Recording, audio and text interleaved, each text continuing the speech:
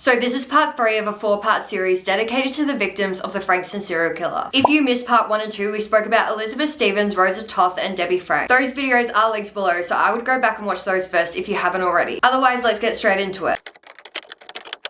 So Natalie Russell was a high school student who attended John Paul College. At the time, she was 17 years old and in year 12. She had 3 siblings and 2 step-siblings. On the 30th of July 1993, Natalie's mother Carmel drove her and her brother to school to avoid the rain in the morning. When Natalie was getting out of the car, she told her mum that she might go to Frankston after school, but then she quickly changed her mind and said she would come straight home. That day at school, Natalie told her friends that she was planning on staying in all night to study. It was term 3, which meant that year 12 was nearly over for Natalie and her exams were coming up in the next few months. That afternoon, she spent some time in the library finishing off an English essay before leaving school at 2:30 p.m. to walk home. Natalie would often ride her bike to and from school, but because she got a lift in the morning, she didn't have her bike with her. She wasn't looking forward to the walk home as it was cold and wet. She also had a full bag of books to carry. She was wearing her school uniform, which was a tartan skirt and a dark blue school jumper with a red crest on it. Unknowing to Natalie, her mum had actually driven past John Paul College 10 minutes after Natalie left school at 2:40 p.m. Her mum had just finished shopping, and as she drove past the college, she kept an eye out for Natalie, but she didn't see her, so she just kept driving home. Things were obviously a bit different back then. Without mobile phones, you couldn't just text someone to tell them that you could pick them up. So just after 2:30 p.m, Natalie was on her walk home when she headed towards a bike track that she would often use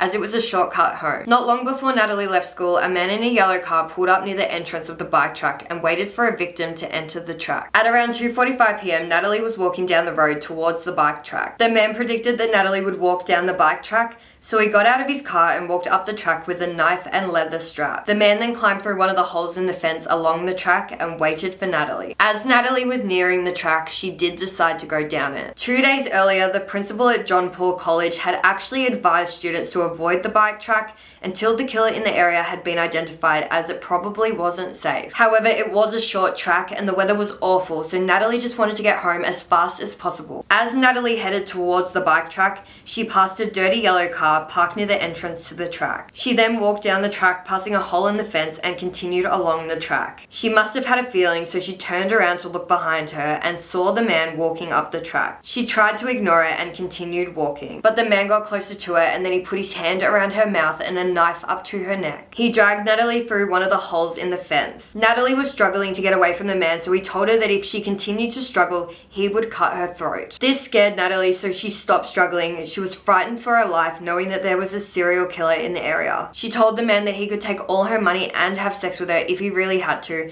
but she just wanted to live. The man pushed Natalie to the ground and kneeled on top of her. He held one hand around her throat, and with the other hand, he held the knife next to her eye. Natalie struggled a bit, and the knife cut her face, which started to bleed. Natalie managed to get up and started to scream, but the man told her to shut up or he would kill her. The man then put the strap around her neck and tried to strangle her, but it broke. Natalie struggled for her life desperately, but the man pushed her onto her back and then cut her throat with the knife. He made a small cut, then stuck his fingers in her throat to stop her breathing. Natalie slowly stopped breathing and became limp. The man then made a larger cut across her throat, then kicked her body to make sure she was dead, and she was. So he put his bloodied hands in his pocket and headed back down the bike track. A few minutes later, a 13-year-old boy named Sam entered the bike track. As he was walking down the track, a man started walking towards him. The man was walking at quite a fast pace, kept his head down and his hands in his pockets. This man made Sam feel really uneasy, but lucky for Sam, the man walked straight past him. When Natalie's mum arrived home that afternoon, she noticed that Natalie wasn't there. She assumed that maybe Natalie had changed her mind in the end and went to Frankston after all. She ran some errands and then she headed back home. When she got home, she heard a bus pull up, but Natalie wasn't on it, which was really starting to concern Carmel. It was winter in Australia at the time, which meant the sun went down quite early and it was dark already. She also hadn't received any phone calls from Natalie letting her know that she would be home late. This was very unlike Natalie. She was always home before dark and she never wanted her mum to worry, so she would always find a phone and call her. At 7:15 p.m, another bus passed and Natalie wasn't on that bus either. Carmel was getting extremely worried now. Brian, Natalie's dad, came home just before 7:30 p.m,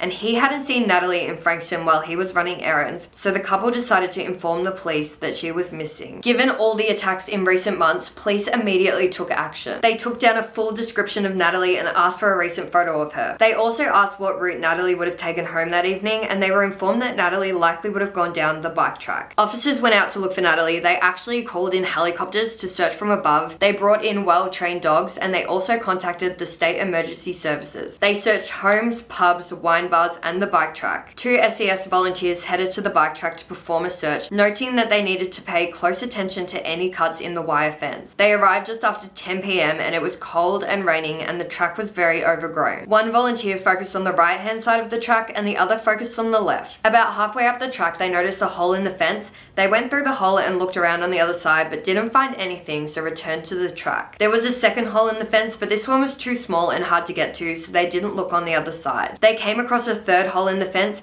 They went through this hole, which led to a golf course. They looked around the golf course, and that's when they saw a young woman's body lying on the ground. There was blood everywhere, and it was clear that this girl was no longer alive. Officers arrived at the scene, but the young girl was laying face down, so they couldn't identify who she was. However, she was wearing her school uniform, so they were almost certain it was Natalie. They decided to inform Natalie's family that they had found the body of a young girl wearing her school uniform along the bike track. One of the officers stayed with the family throughout the night and into the next morning. Investigators at the scene continued to gather evidence, and one of the things that they were drawn to was the hole in the wire fence. It looked to detectives that the wire had been cut recently, so they decided to cut samples of the wire to take as evidence. This could help in the investigation, as each wire cutter has distinct marks. Just like fingerprints, they are unique. They also found a leather strap which appeared to have blood on it and also appeared to have been ripped in 2 pieces. Crime scene photos were taken of the body, and finally the body was turned over. Upon turning the body over, it was obvious that this girl had extensive and violent injuries. She had multiple stab wounds to her face and neck, and her throat had also been cut. It was confirmed to be the body of 17-year-old Natalie Russell. At 10 a.m, detectives arrived at Natalie's family home. They took Carmel and Brian into a bedroom and confirmed that the body was their daughter, Natalie. Just after 11 a.m, the body was taken from the scene and escorted to the morgue. Some investigators were convinced, based on the injuries to all 3 victims, that Elizabeth, Debbie, and Natalie had all been murdered by the same person. However, Natalie's murder appeared to be more violent than the other 2. Natalie had a long cut across her face from the corner of her mouth to her eye. Her throat had a large cut measuring 12.5 centimeters long. The pathologist wiped Natalie's neck with a cloth, and in doing so noticed a piece of skin come off onto the cloth. It looked like the skin was from someone's finger. This piece of skin was placed into a small jar as evidence. It was thought that this piece of skin probably belonged to the killer, who might have cut themselves when attacking Natalie. The DNA from this piece of skin could be used to identify the killer. In Natalie's hands, they also found short, dark hairs. Natalie's hair was quite long, so they thought that it might have been the hair of the killer. She may have grabbed the hair during the attack and pulled it out in the struggle. Back at Frankston Police Station, officers were trying to find any leads. One of the officers said that they had inspected a yellow car at the bike track at around 3 p.m. that day. The officer had taken down the details of the car registration from the sticker on the inside of the window,